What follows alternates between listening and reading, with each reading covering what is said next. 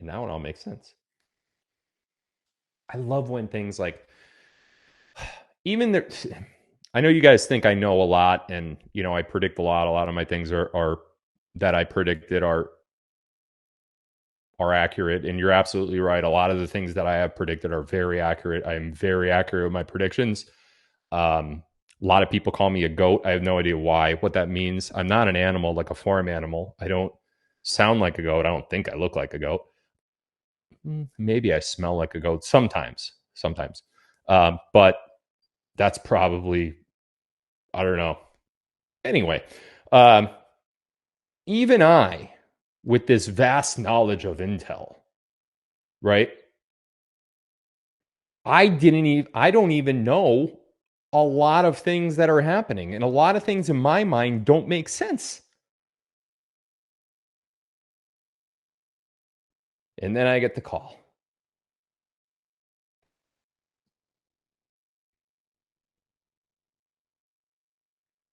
And then they all make sense. Oh, greatest of all time. Is that what GOAT stands for? Oh, I had no idea. I didn't know that. I didn't know.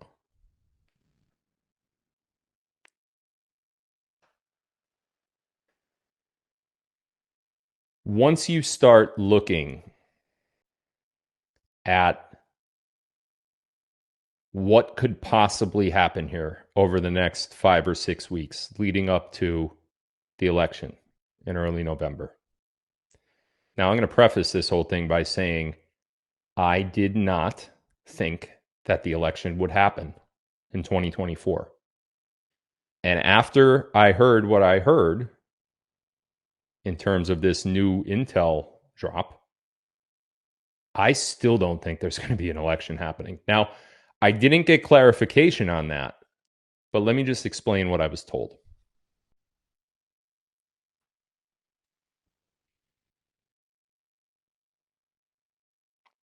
Have you ever known someone in your life that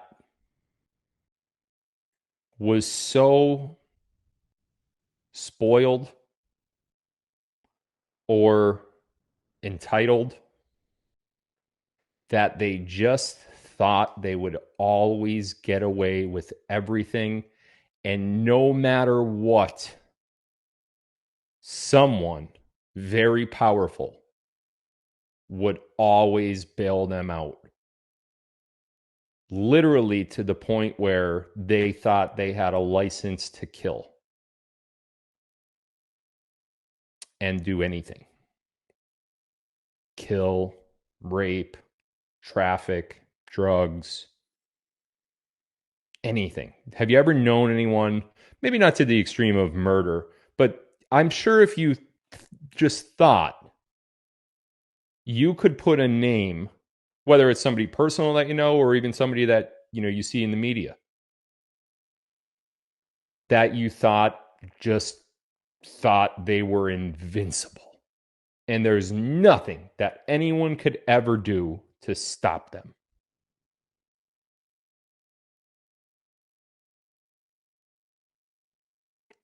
Let me introduce you to that person.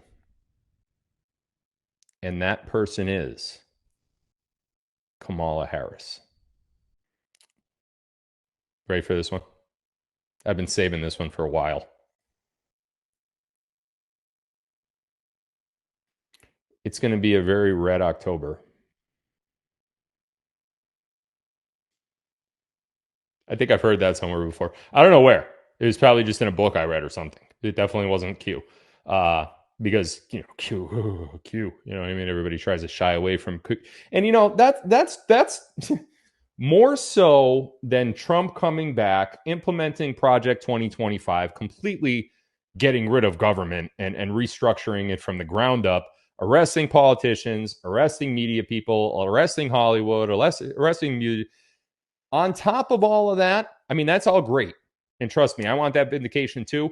But I want Q to be recognized. I want people to go back and say, you know, we laughed at Q and the media tried to make it seem like Q was this big bad thing and it's a pig farmer from the Philippines and all this stuff. I want them to eat their words so bad when it comes to Q, because after all this goes down and the end of this year wraps up and it's all in clear sight and we know who did what, why it was done, who it was done by, when it was done, we're going to look back on these very popular Q phrases and dates and deltas and all this stuff. And we're going to be like, well, shit. We knew all along what was going to happen. And it was literally right in front of us. And so many people tried to drive us away from Q. That's what I'm waiting for. U.S. lawmakers plan for possible, quote, mass casualty event, proposing a constitutional amendment to replace members quickly and change various lines of succession in a, quote, national crisis.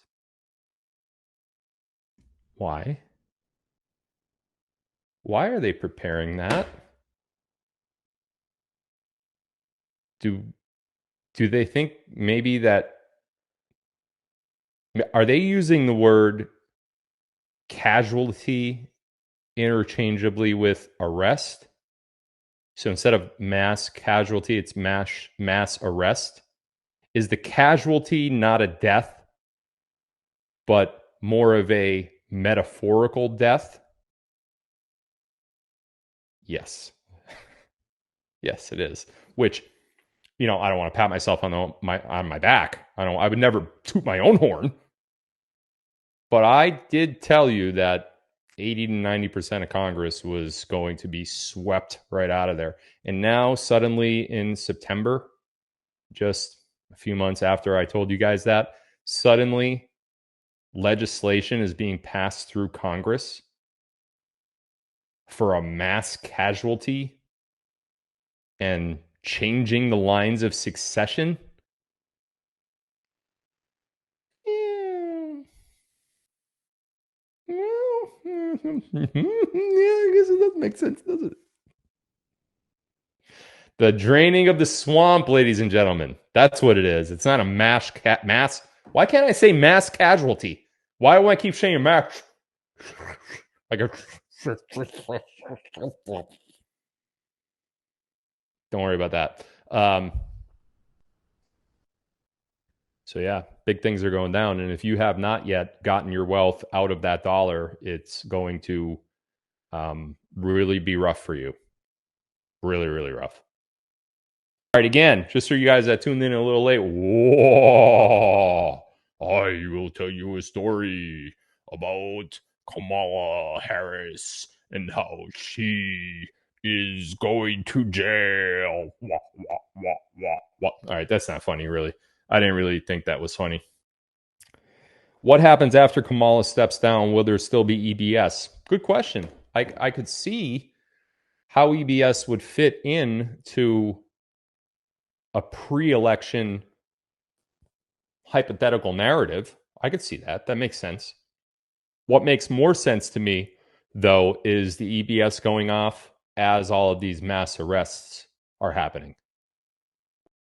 So that, like a mass arrest scenario, would be post-Trump election.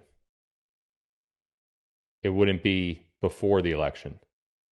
So I don't have any update on EBS. I was only told that the EBS is still going to happen. When and under what circumstances? Now that we know Kamala will not be on the ballot, it could go a number of different ways. I really don't know, and I wasn't given that intel, so I'm not really prepared to speak on that.